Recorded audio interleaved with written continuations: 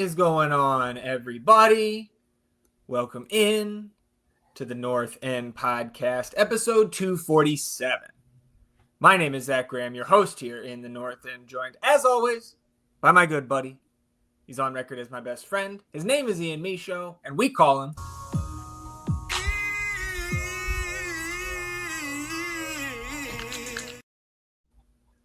sitting here on a Wednesday, all of a sudden, rainy Austin, Texas, a little bit of a storm rolling through here on Wednesday afternoon. Another one of our Texas rivals on tap at the Q this weekend.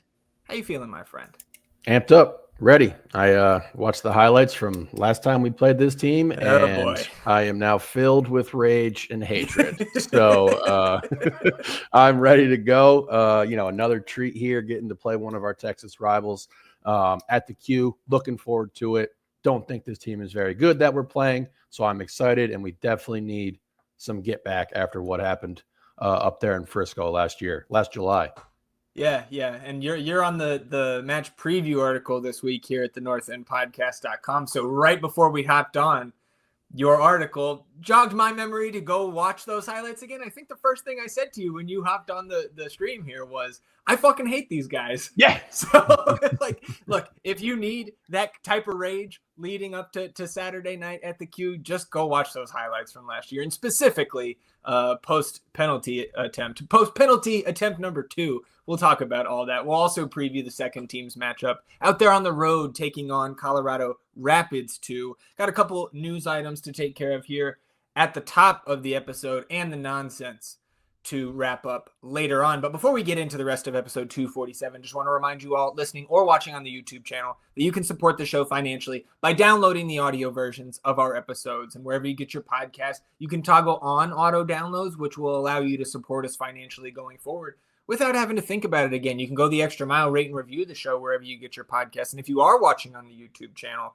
hitting the subscribe button does also help us grow the show, and you can hit the notification bell to know when a live stream pops up or a new episode goes live. And of course, here on episode 247, hit the thumbs up, like the video, help us battle the YouTube algorithm overlords and PRO officials by atoning for your sins. Wash yourself clean in the waters of the North End. And I see I have just taken your mood down a little, just a notch there by mentioning the officials. Let me pick you back up here because we did get team of the match day on Monday. Congratulations to Guilherme Biro making the team of the match day on the bench. Look, I don't know, man. I think we could have squeezed a spot into the starting lineup for him. Give Guilherme his Audi goals graphic there.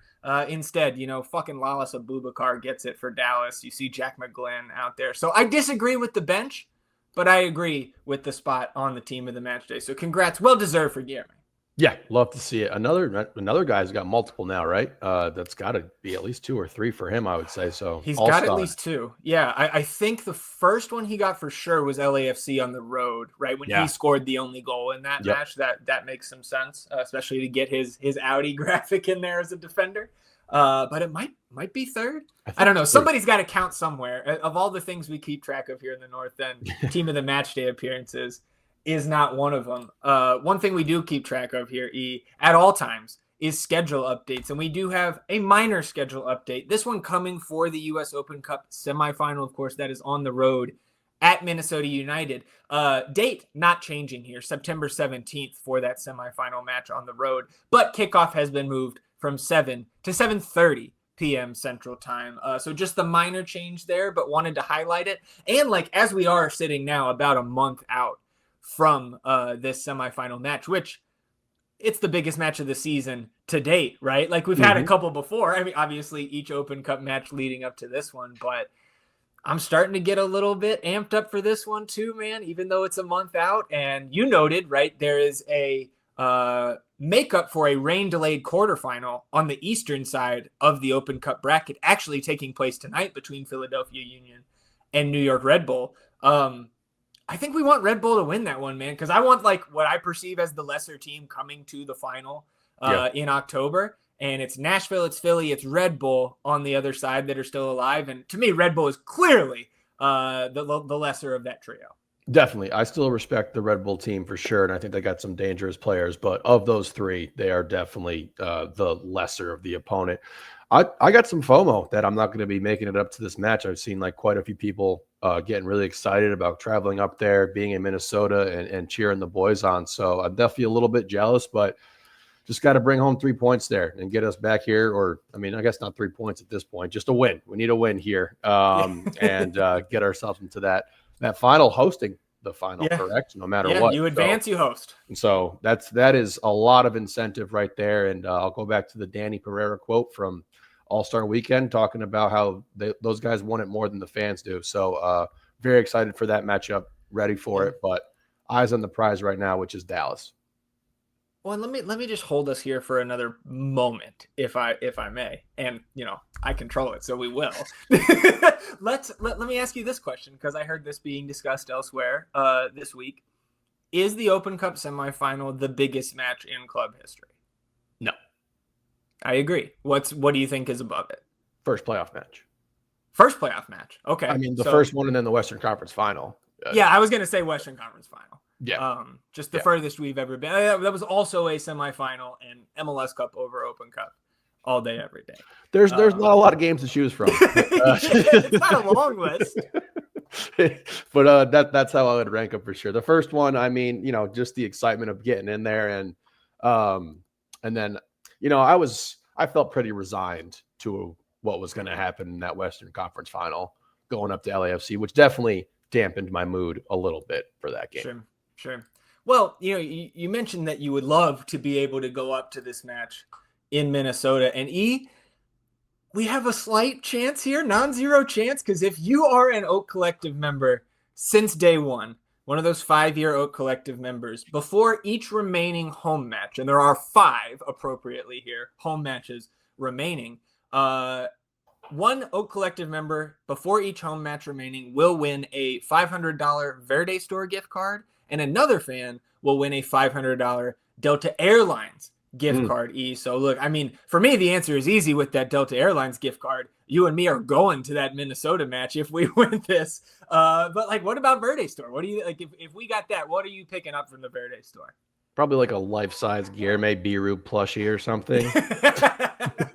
If they make that's those. Probably about $500. Yeah, I would say that's about $500. Shit, man. If we win this, we're never beating the allegations that we're secretly part of the club. Tied to the front office. Oh man. So the winners for this weekend's home match will actually be announced today on Wednesday the 13th. So if you are a 5-year Oak Collective member, keep your eye on your inbox there, because those are, for me at least, those are not prizes to sneeze at. So I think that's a pretty cool thing from the team here. And the last thing, I guess that we should just mention to all the Verde sickos tuned in here, we have about a week left of the secondary transfer window. That window will close on the 21st.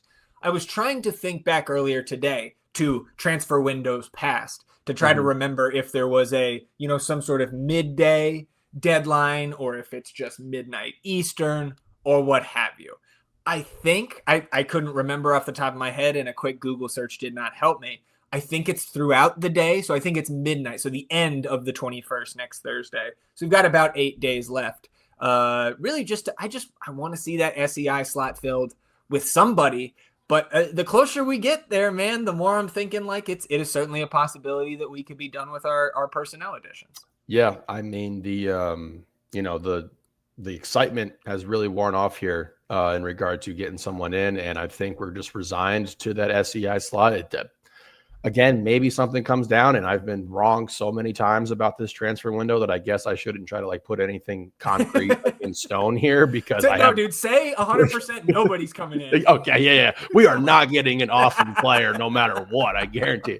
And I also would assume it probably runs through the night because you're dealing with so many different time zones. Right. So that makes sense to me, but man, I would love for us to get someone in here. Just one more body, and I made it clear that I thought somebody in the Diego Rubio kind of mold would be a nice addition to have in that midfield that's already, pretty full. But we need some more help, man. I think we can especially if this Open Cup is like really in play and like we get to the finals and everything like that. It would be awesome to have another guy in here who we can really count on. Yeah. And I think if something does happen now, to me, I think the most likely transaction would be some sort of kind of minor secondary-esque intra-league trade here, right? We've seen a couple Tom Bogert tweets pop up where this team shipped this guy who doesn't play that much to this team for another guy who doesn't, is a rotational type of piece. I would take that for a little sprinkle of GAM, or like fucking throw one of our draft picks. Like, it doesn't matter. For sure. And I mean, we've been seeing several teams, particularly in the West, who kind of look like they're selling. You know what I mean? This Dallas team coming up, we've seen moves from Portland now as well that are like signaling, that I don't know if they believe in their chances 100% to win some silverware this year. So like there could be some opportunity. Again, I don't think tanking in MLS is a popular thing nor an advantageous one like it is in other leagues. But I do think if teams are trying to get some money right and, figure out these books going into next season, that there is some opportunity. So as I told Aggie in our group chat when he was feeling a little down, that I still trust the process here. I still think that there's a method to the madness. And, fingers crossed, man. I think everyone in the fan base really wants to see this SEI get used and get somebody in here. Yeah. And hopefully somebody who is, at least slightly in the mold of a chance creator that could back up Diego and Owen there in the attacking midfield. But, you mentioned Dallas being one of those teams with notable names on the outs here in this window. Let's go ahead and talk about our opponents here at Q2 this Saturday. FC Dallas coming to town. The first meeting between these two Copa Tejas rivals since July of last year. And because it's been so long, I think that is why I was so removed from the rage that we left Toyota Stadium with that night. I guess I know you're on the preview. I want to give, because it is the first team we have seen these assholes this year, or first time we've seen these guys, a little bit of team history. FC Dallas is one of the original 10 MLS teams, originally the Dallas Burn. Right. And how about this for a burn? Initially, the team did not attract enough investors, so the club had to be financed by the league itself. So you guys have been fucking losers from day one. That's just broke behavior. The team changed their name in 2005 to FC Dallas. They simultaneously moved up to Toyota Stadium there in Frisco, which at the time I believe was Pizza Hut Park. So you guys also had a worse stadium name to start there. But their academy, like we will give them credit where it's due, right? Their academy historically has been extrememy strong, and like some of the names that are like still out there, not just in MLS circles, but globally, right? Weston McKennie, Reggie Cannon, who's now back in the league, back with Colorado this year, but Ricardo Pepi, Chris Richards, right? Jesus Ferreira, one of those guys that's a national team level type of talent, right? Has had plenty of interest from overseas, but still here in MLS now with Seattle Sounders. And of course, been in the league since 96 as one of those original teams. Only been to MLS Cup once, and they did not win that match in 2010. FC Dallas does have one Supporter Shield trophy in 2016. That was also their most recent of their two U.S. Open Cup championships, one in 1997. One in that 2016 season. And of course, we are talking about Copa Tejas here. So Dallas, level with Austin, 2 Copa Tejas trophies apiece. And if we get our way, it will be Houston's this year, because the only way Dallas can win, I believe, is 2 victories over Austin, or a victory and a draw and like +4 goal differential, something like that. So let's hope neither of those outcomes are really on the table here for the Verde and Black. But having said that, I'll let you kind of dive into what they've been doing this season. Again, like the Lucho saga is the most recent kind of downturn for this team, but it hasn't been a great year for our rivals to the north. No, not at all. All-time record, we're looking at 3 wins for Austin, 2 draws, and 7 losses. So this is a matchup that has belonged to Dallas historically. And I definitely want to chat about the last game and go back down memory lane there a little bit when we get the chance and everything to talk about that. But this team has had a pretty rough start to this 2025 season. It has continued as of late. They find themselves sitting in 11th place in the Western Conference on 28 points. And I think the most important thing to kind of highlight how this season has gone for this club and their fans is the departure of names, mainstays, all-time greats for FC Dallas at the beginning of the year. And it starts with Jesus Ferreira, who was sold over to Seattle, followed by Paul Arriola, who joined him over there in Seattle. And then just this month alone, you've had the departures of Lucho Acosta and Marco Farfan. On top of that, and Nkosi Tafari, now in LAFC. So this is a team that really purged their roster. Can't forget about Alan Velasco, who was a good talent before and after that ACL injury, but another guy who's really a mainstay for this team in regard to our fanhood. How I know that they have a deep history, a lot of talent going back, but these are the mainstays, the guys that we've seen year in and year out. And now that this roster has really been upturned, they're sitting on one DP with Petar Musa, who I think is by far and away their best player. I wouldn't say I know he is by far and away their best player and the player that we're mostly going to have to account for. But yes, if you don't go watch those highlights from the game, then you can get a bit of a recap here. This game was marred with a lot of physicality, a lot of hard fouls, a lot of trash talking, and it boiled over in the 56th minute here when Owen Wolff was flagged for a handball in the box, rightfully so. His hand was kind of up, out of position. Musa goes for a nice little flick to try to beat him, hits him right there on the arm. So correct call given. And I guess we need to say that because of the last three penalties we've suffered. We don't necessarily agree with those calls. So Musa steps up to the stripe, first attempt, saved by Bradley Scott-Stuver. Fantastic save. Upon review, he was off the line early, which I guess, I don't think it was. He was. I don't think it was egregious, but I guess, great save. Musa steps up again, buries it past Brad, and then goes and finds Julio Cascante and gets right in his face and is making the old, yapping hand gesture right at him. And Nkosi Tafari comes over, starts dancing like a bird around in a circle, kind of. I think he was doing the moose. Yeah, that's one of those little. Yep, he was all over the place as well, incredibly uncalled for. And that's really when this game starts to get out of hand. Teams come together. There's a bit of a scuffle, and Julio Cascante initially is awarded, I believe, a straight red. It might have been a second. No, I think it was a straight red. Yeah. And then he runs to the locker room. Right, ref goes back to the monitor, says, case of mistake, literally says case of mistaken identity.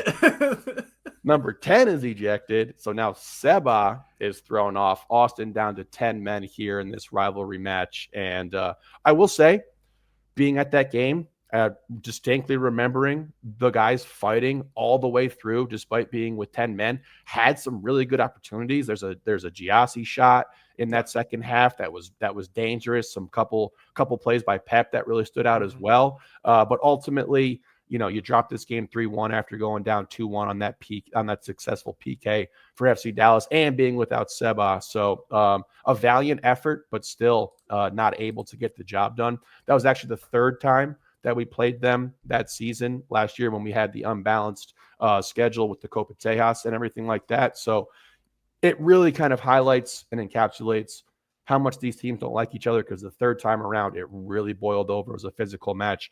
And Dallas actually took 6 of the 9 points that year, which was disappointing because they weren't a very good team and really hurt Austin FC when we were trying to find any sort of avenues into the playoffs there. So this is a heated matchup. And, despite the fact that this roster is really depleted at this point in time, the Dallas is not a part of Open Cup. They did not qualify for Leagues Cup. So they have 9 games remaining in this 2025 campaign, because I do not see an avenue for them to make the playoffs.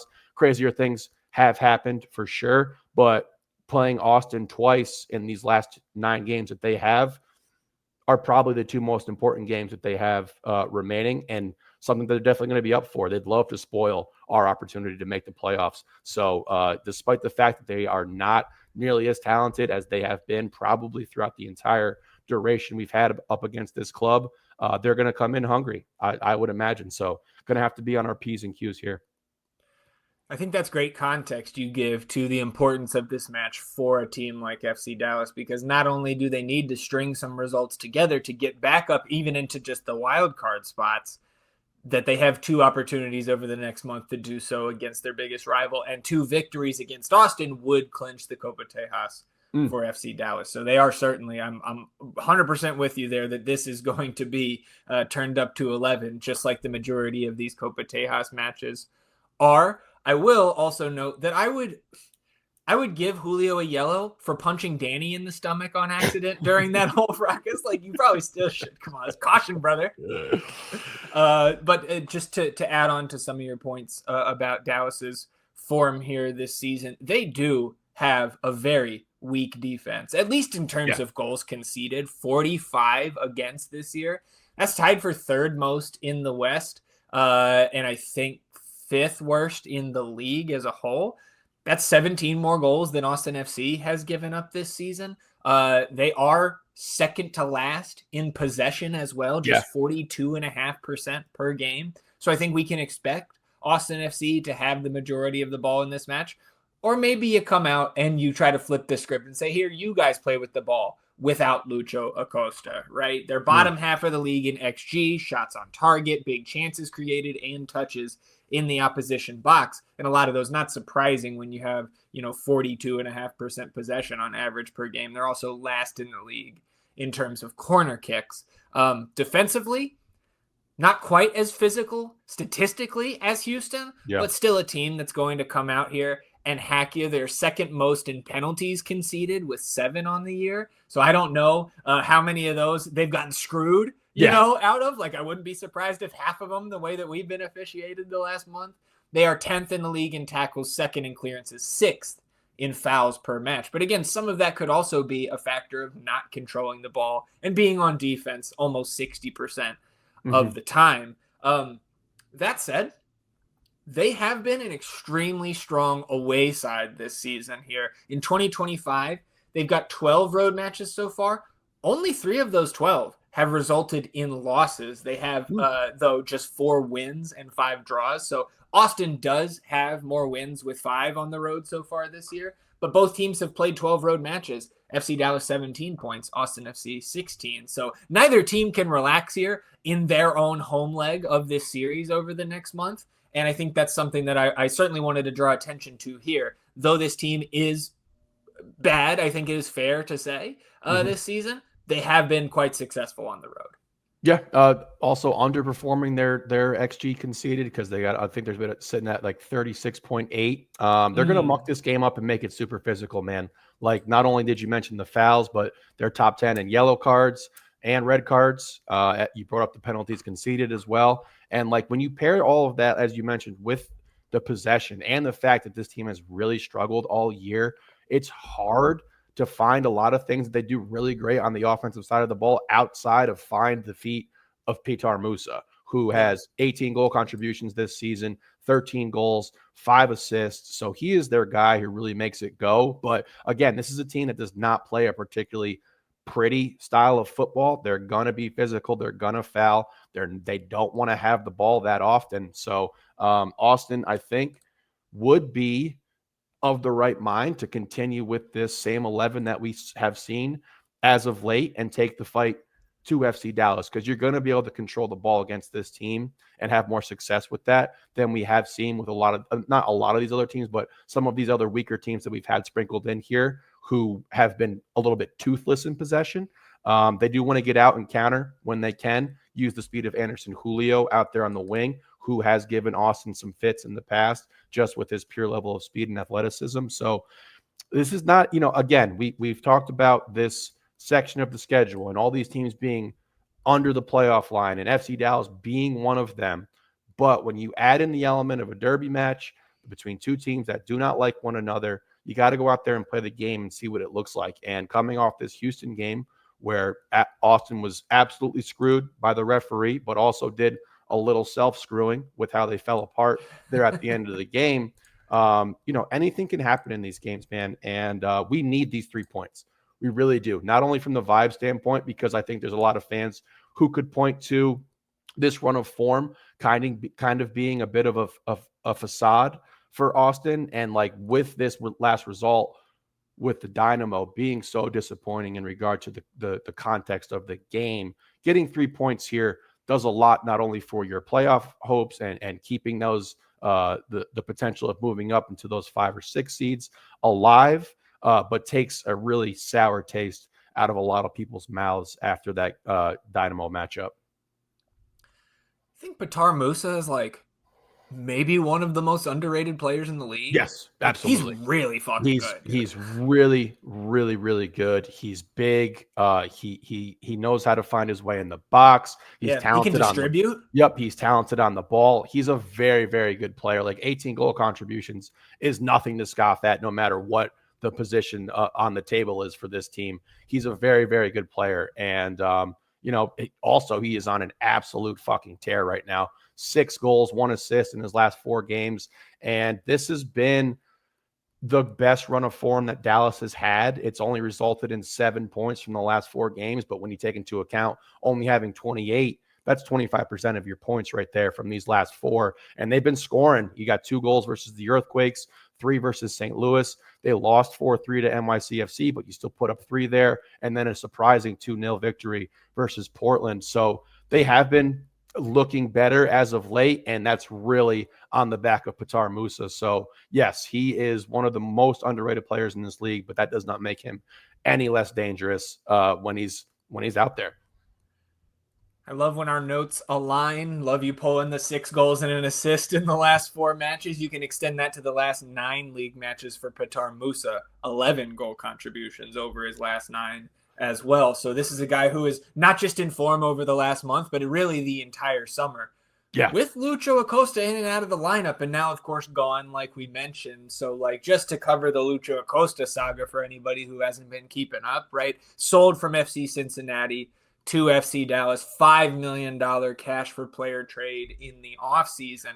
Again, this is a guy who was a 22. Go ahead. I want to say it's a great deal. It's fantastic. Just for the talent of the player. Exactly. Okay. Sorry. Just $5 million for him is nice. Dude, he was the MVP in 2023, right? Yeah. So this is a guy who facilitated Brandon Vasquez's best season with 18-8 up there in that 2023 season with Cincy. So he arrives in Dallas, and by all accounts, and I try to avoid watching these assholes as much as possible, but like when I did catch some Lucho action with Dallas this year, not the same player. No. And it sounds like at least a portion of it was effort based. And the fact that this guy apparently did not want to be here. So Lucho, reportedly from sources around FC Dallas, reportedly was benched and lost the captain's armband against LAFC. That was a road match back on July 12th where this all came to a head with coach Eric Quill. Reportedly that benching and stripping him of the captaincy was for frequently being late to team functions, right? I don't know if that's to the team bus, to practice, what have you, but that's never a good sign, Joel Embiid.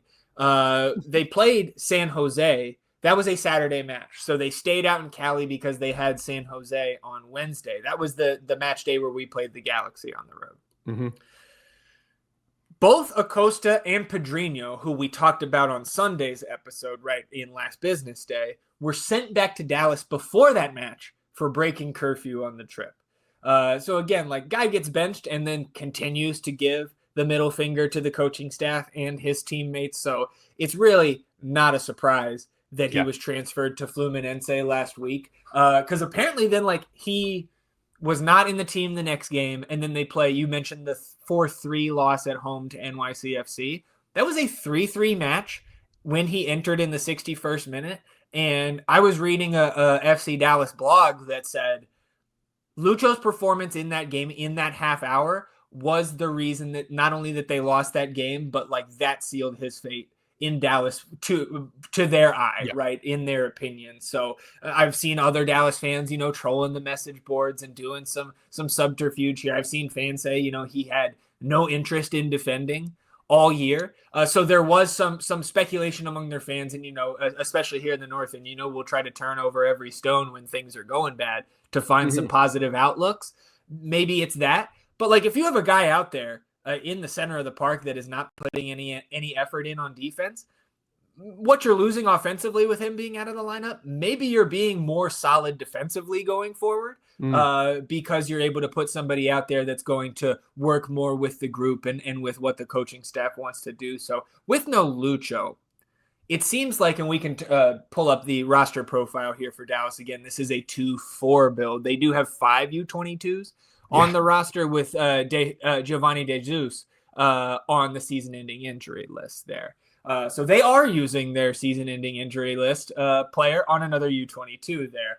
But Patrickson Delgado, attacking player here on a U22 contract through 2027. That is the player's name that I've seen pop up most among Dallas fans as the guy who can step in and try to fill that Lucho role. Especially with Pedrinho, kind of in the doghouse here. He's the other name that I've seen pop up, but I seriously doubt he's going from demoted to North Texas last weekend to starting here at the Q.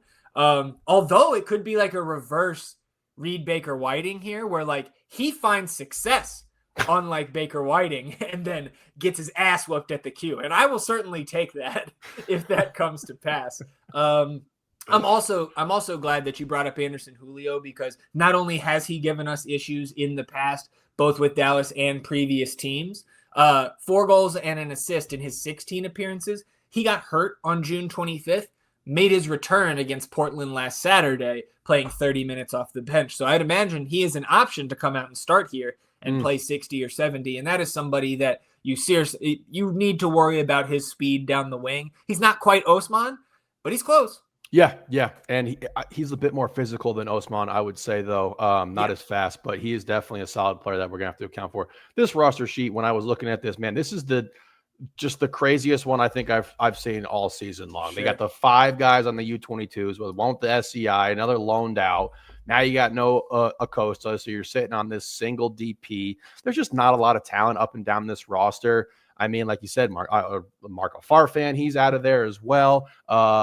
Bernard Kamungo, he's shown flashes at times, but never been a consistent option. Paz with the 45 goals conceded is really struggling this year. So again, we are a much more talented team on paper right now than this FC Dallas team, but you're going to have to really pay attention to Petar Musa. And if Anderson Julio is full go getting that start, he is another guy who is worthy of an extra level of attention when they're trying to hit you on the counterattack. And we saw Musa last we saw them. We played up there in Frisco. He was an absolute terror against us. He was all over our defensive line in the back there. He was uncorking shots from distance, burying PKs, talking shit. So like, hopefully we get a little get back here. I'd love to see Julio have a bit of a get back on Musa for what transpired there. But I genuinely dislike this team. I know that some people find FC Dallas to be our top rival. I still say it's Houston, but no love lost here. I absolutely hate them. Yeah, it's very, very close for sure. So we're gonna have to be up for this, man. So I'm ready to chat about us if you are. Yeah, just a couple other things to clean this up here. I think when we're looking at this roster sheet, you do see the evidence of their academy. Like, no big name players that are going to Europe anytime soon, but 9 homegrowns on this first team roster, even though 4 of them are off roster homegrowns. You see that academy and the success that they've had continuing there with guys they're able to bring up to the first team roster. And just like as an aside, like I'm going to indulge myself here when you were talking about this being one of the more unique roster builds. Check out Cincy here. Look how many TAM players they have. Oh my God. The fact that we have one who's taking up like minimal, this is what I do all day. Look at these roster sheets.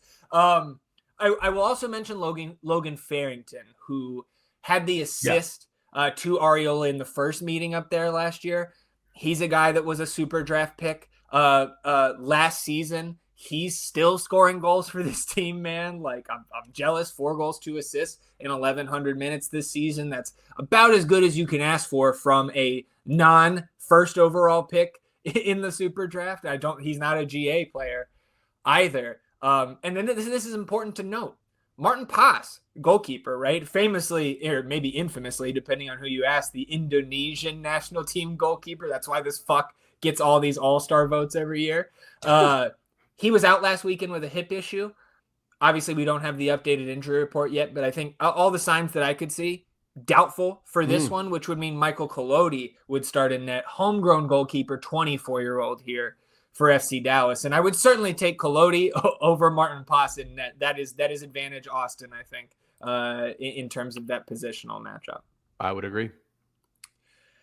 All right, so yeah, let's talk about us here. I mean, you mentioned it earlier, right? We've started the same 11, 3 straight matches now, and despite the late draw against Houston, I don't personally have any desired changes here to the starting lineup. What about you? Are you looking to roll out the same group here? Yes, I definitely am. Again, the result versus Houston was disappointing, but we can keep going back to and looking at the big chances created as of late. The fact that this team has now scored multiple goals in 3 straight games, 4 of the last 5. So we have found a way post BV injury to ignite this offense a little bit. It's not world beating right now. It's not record setting or anything like that. Given where we were, it is a drastic change, but the opportunities are there. They're being created. They're being generated. The field looks a lot more open. We see a lot more danger on both sides of the pitch with the right and left side of the field. Now that Owen is out there on the left, pivoting off Guilherme, allowing Guilherme to have a lot of freedom up and down that left side. And as you mentioned with the Lucho Acosta BV pairing when he was the MVP and what, really set BV off with that fantastic year was somebody who's more of a distributor, getting the ball up to our strikers. We've seen it from a lot of different levels with this iteration of the starting 11 with that Matt Hedges. Hey, Matt Hedges, FC Dallas, also FC. With that BHI pass up to Azuni. We saw some of those balls coming from that back line all the way up to the striker position, the attacking level, and then you're getting that distribution from the midfield as well. So yes, I am for the same 11 with the caveat that maybe you get Sabo in for Ilya. Maybe. Yeah, I think that's all fair. And really the thing that I'm looking for is Nicky Bolocco on the bench. Yep. Man, again, I certainly don't think it's a guarantee that we see him on that bench this Saturday, but with every passing week, I'm going to say it should be an increasing chance. So if I expected to see him last week, I guess I'm greater than 50% expecting to see him on that bench here this week. And again, just like last week's preview episode, I'm going to bring back the idea that if you see CJ down there with the second team out in Colorado, pretty damn good indicator that Nicky is ready to go. Checking in on the playoff status, right? Something that we want to bring into these previews every week for the rest of the season, or at least until we're locked in to a playoff seed, or I guess technically could still be eliminated. Of course, the draw, obviously, did not do us any favors. Takes you from an 89% chance to be in a top 9 position at the end of the year to an 82% chance. So still looking very, very strong and looking towards the most important games across the league this week when it relates to Austin's playoff chances. Of course, Austin needs to beat FC Dallas, but then you've got the Rapids going on the road against Atlanta United, and then San Diego FC taking on the San Jose Earthquake. So you want a Rapids loss against Atlanta. You want a San Jose loss against San Diego FC. And then there are 2 other games with a double-digit importance Factor here on playoffstatus.com. That is the Timbers taking on FC Cincinnati. Evander back in Portland. I might record that match. Hopefully it's a 9:30 kickoff so we can just come home and watch it.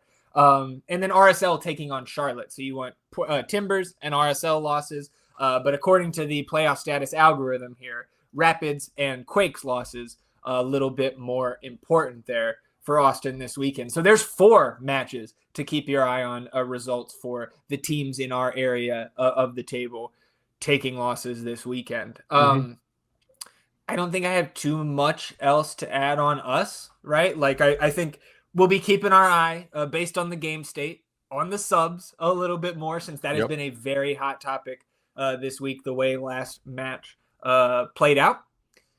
And I'm just fingers crossed, man, that we cannot give up a fucking pen for a month straight if we give one up here. Oh, God, I couldn't even imagine it. It's composure for me in this game. Okay. Not only because it's a rivalry matchup, not only because this team is physical, they're going to foul you, they're going to be disciplined with yellow and red cards, but because you lost your composure at the end of the Houston match. And when we were sitting in extra time there, despite outplaying Houston for, I'd say 70 minutes would be a conservative estimate, 75. something like that.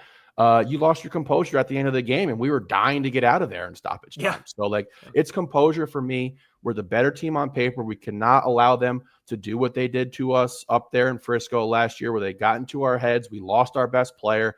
That's the recipe for an upset here. So it's composure for me, handling your business, and it's a 3-0 Austin drubbing in my book. I think we come out. I think we respond. I think Collodi has not. I didn't go back through all of his game sheets, but he does not have a lot of experience on the road. So now you're coming into Q2. You will be hearing my voice, sir. And I think we respond. I think that the guys know that they let 2 points slip away in that Houston matchup here. And I think this is going to be an opportunity to beat up on a team that I think is looking for an excuse to find their way to finish this 2025 season. Like I said, they don't have a lot to play for. Couple losses here. They're going to be really just out of contention for anything outside of a wild card spot potentially. So handle your business. You're better than this team. 3-0. Yeah, would really love to step on their throat after we let our foot off the gas against Houston. Whether that was initiated by the officials or not, Austin did not finish the job. And that's how you take the bull by the horns, E, knowing that I wanted to go first this week with the score prediction. I'm sitting on a 2-0. So once again, you have the more fun prediction compared to me, but 3-0 for E, 2-0 for me. We would certainly take the clean sheet. We don't care how you get it done, boys. Back on the horse with 3 points. Come on down to the field where the champions play. Get ready for the game. It's last business day.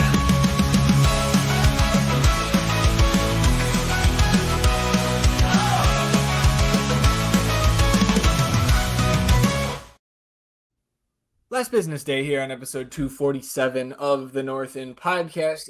EFCito going out to Denver for the second time this season to take on Colorado Rapids 2. This is the third time we have met up with Rapids 2 this season, of course. The first meeting, a 4-2 win on opening night with 4 goals in the first 38 minutes or whatever it was.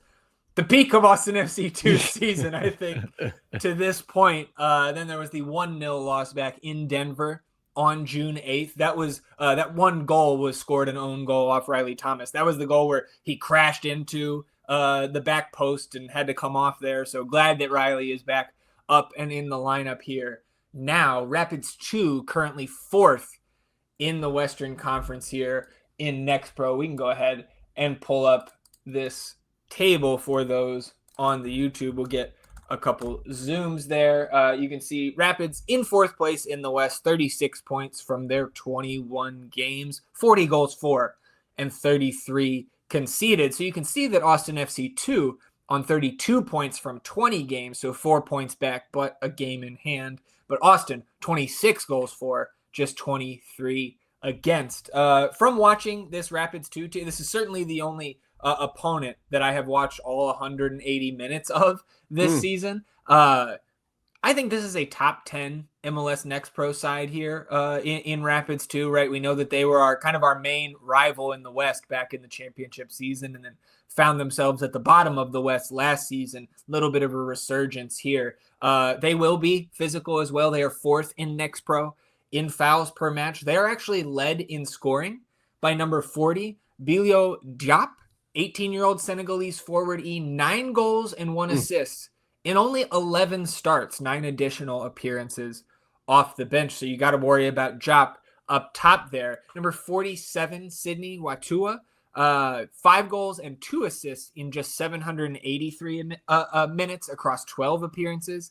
Watua called up to the first team lately on short-term agreements. He played 90 in the meaningless Leagues Cup Phase 1 game to close out their Leagues Cup here in 2025. Played 90 against Cruz Azul, then was called up to the bench against Minnesota in the victory on Sunday, did not appear in that match. So number 47, Watua, may still be up with the first team this weekend. Number 38, Malik Pinto, right? Former FC Cincinnati asset there. Pinto, 21 appearances, 4 goals, 2 assists, the second most minutes on the team. Number 45, Duada Amadou, the 22-year-old Cameroonian midfielder. He's a first-team supplemental player for the Rapids. 2 goals, no assists. He was injured the last time we played them, but I would expect him back in the Rapids 2 midfield here. They do not have a ton of lineup consistency this year. Just 2 of their players have started more than 14 of the 21 matches, and no player has started more than 17. That is Amadou, so the guy who plays the most here for Rapids 2, number 45. And then, of course, number 27, Kamani Stewart-Baines, my guy, former top draft pick in the Super Draft, Generation Adidas player. He's got 4 goals, no assists in his 12 second team appearances. Then you have this past December's Generation Adidas pick, Alex Harris. He hasn't appeared for Rapids 2 since July 6th, and Sam Bassett hasn't appeared for Rapids 2 since July 20th. So both of those guys firmly in the mix for the first team. And with Georgi Mihailovic being sold to Toronto, I think Harris and Bassett probably not going to play with the second team here this game. But if you do see Stewart-Baines, Harris, or Bassett out there, those are certainly guys to watch. Yes, those would definitely be some guys to watch there. And you can see it right here if you're watching on the YouTube, the top 4 teams. We're looking to extend it to the top 5, so all 5 teams above us.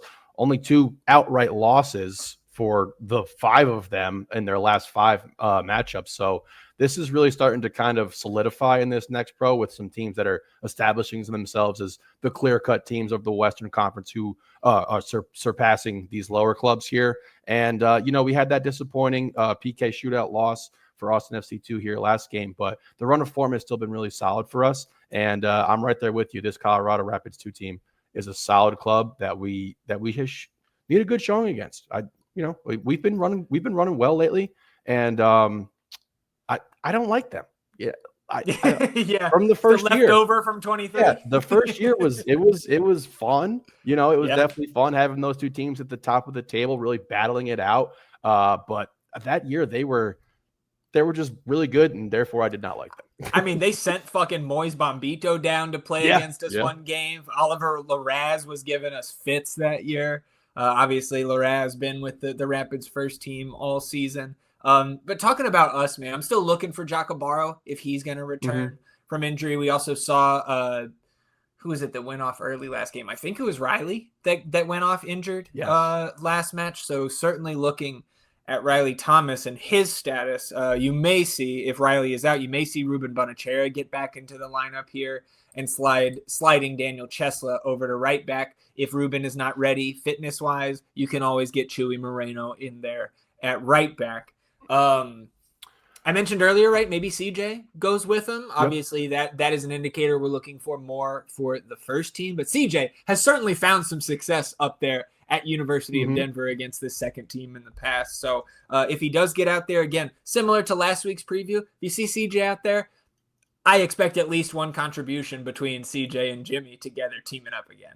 Absolutely. I'm looking at Micah, man, and the games that he's had. And, he got 20 minutes in this last matchup. I want to see those numbers go up. You look back to his past 5 games, 20 minutes, 29, 27, 45, 33. So I want to see those numbers go up because I want the kid to play. I want the kid to get the reps. I still think he's our most promising prospect at that level. So got to see what that looks like.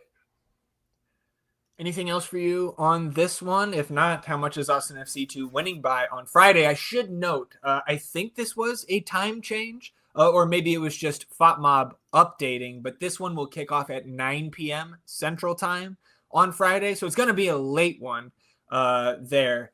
And I know I'll be tuned into some of that during 53 rookie draft. Oh, you're going to start getting fantasy football references sprinkled in here in the North End. Yeah, they're coming. I was actually thinking about, I wonder what Sunday we have a matchup, and we're definitely going to talk about it. I went through my head. This team can score, as you mentioned, and I think we're going to struggle to keep them off the scoreboard here. So I'm going to go 2-2 with the PK shootout.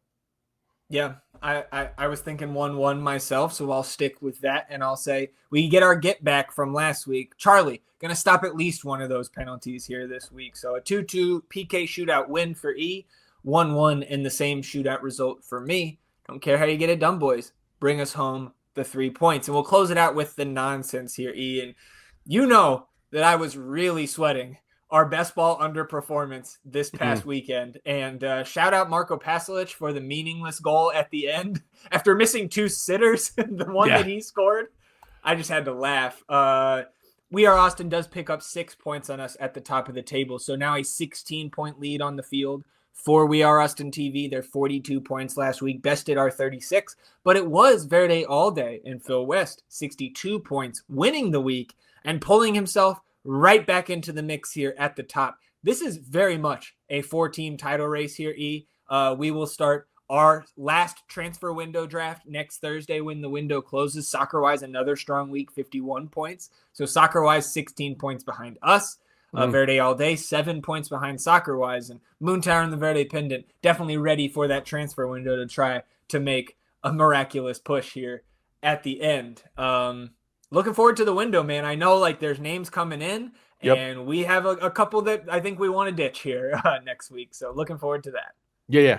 This is going to play out. It's going to be fun. Like you said, 4 teams really in the mix here. We've definitely never had this close of a race. Yeah, for sure. And I'm still afraid of those Moontower guys sometimes. I mean, still afraid.